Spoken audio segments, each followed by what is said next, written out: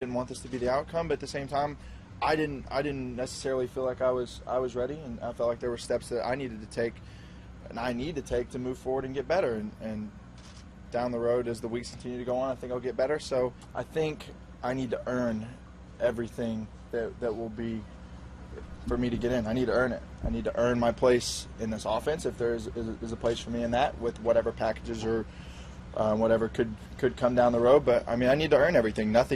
Nothing should be given to me, and I completely understand that. I mean, I'm a backup quarterback. I shouldn't be in the spotlight. So who knows if that'll actually be the case. But it would be nice. It would be nice. I don't think it's going to happen, though.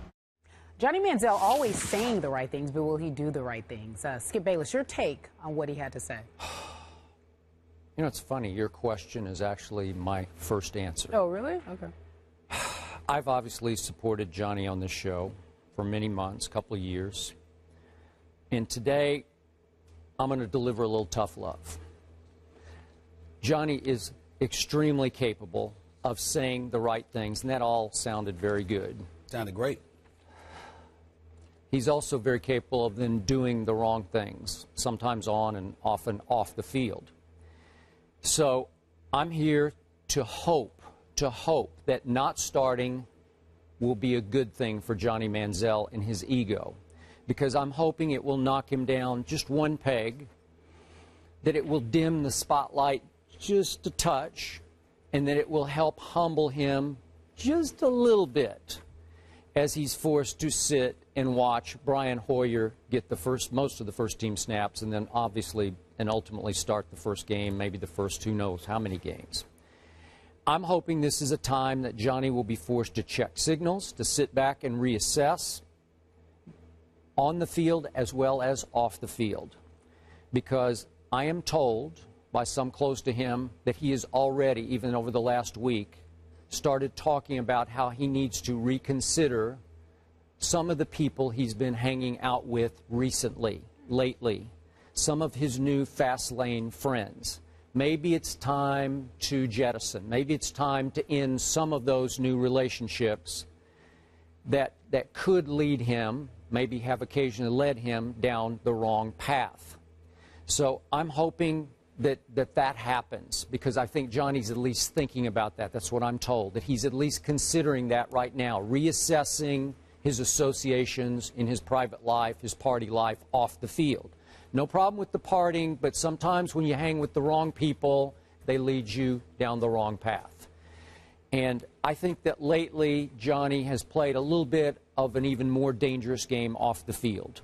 So I'm hoping that not starting, being forced to watch for a while, maybe for a whole year, it might be for a whole year, you just don't know, will force him to reflect on just how great an opportunity he has in pro football, and how he needs to absolutely maximize his chances of being an NFL success on and off the football field.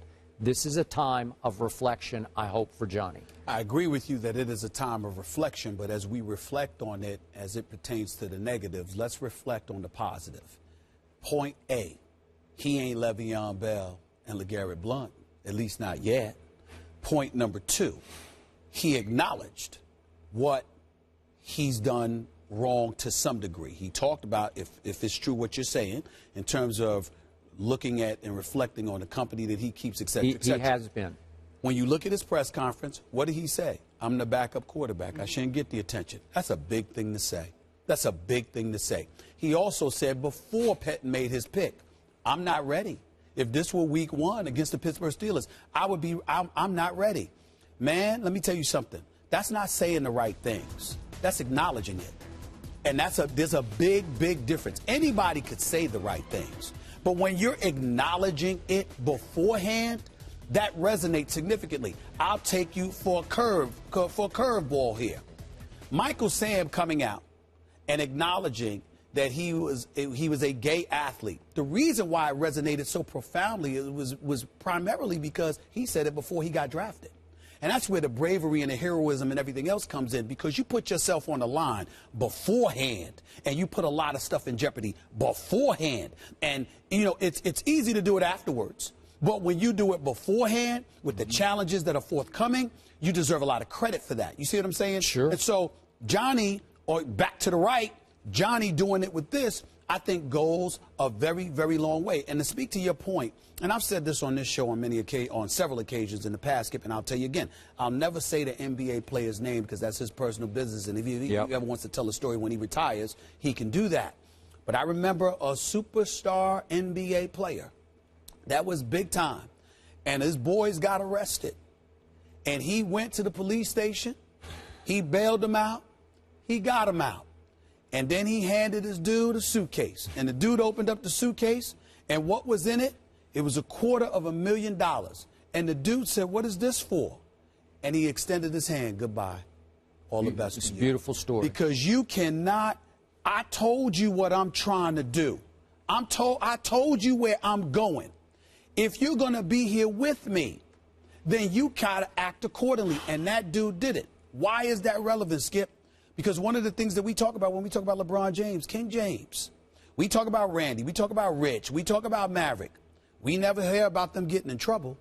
We don't hear about somebody doing the wrong thing. You got one dude on his own trying to be an agent. You got another dude on his own trying to be a marketing whiz. You got another dude on his own trying to be an executive on the NBA level someday. Yep. You've got guys that are striving to do the right things. So it's really about Johnny Manziel following that lead, being a part of that camp now to some degree, being in a position to say, this is where I'm trying to go. If you're with me, you can't be an impediment. You can't be a roadblockage. Yep. You either going to roll with me while I'm doing this, or you need to move out the way. That's what he needs to do, and I think based on what you're saying, I agree. He's on the verge of doing that.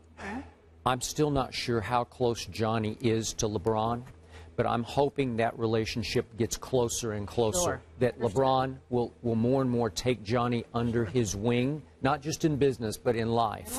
Because LeBron is a great role model.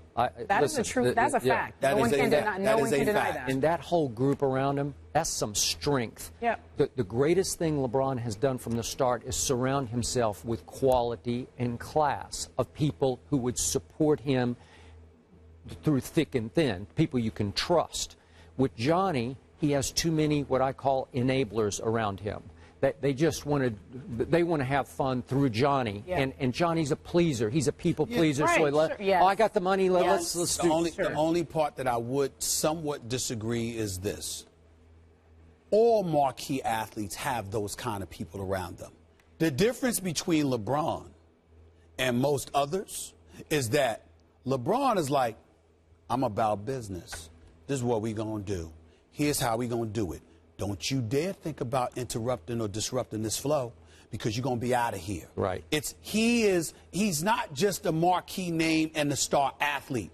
He's the boss. Yep. And everybody understands that. And the second somebody gets that twisted and doesn't recognize that that's the reality, I agree. they will be gone. Okay. That's what every marquee athlete has to be. And bottom line to this, I'm convinced that Johnny gave his new management team and new coaching staff a few excuses not to start him. So they were all off the field except for the finger on the field. But those are all little excuses. For them to say, he's not a leader. Like, okay, let's say, right. Yes. Because is he capable of winning? Sure, he's capable of winning the job. Sure. But you can't give these people who had doubts about you to start with more off-the-field doubts. But it sounds like you're aware of the fact that he's thinking, work hard, but play smart. Smarter. Play smarter. Maybe cut some ties. Off the field and on the field. All right.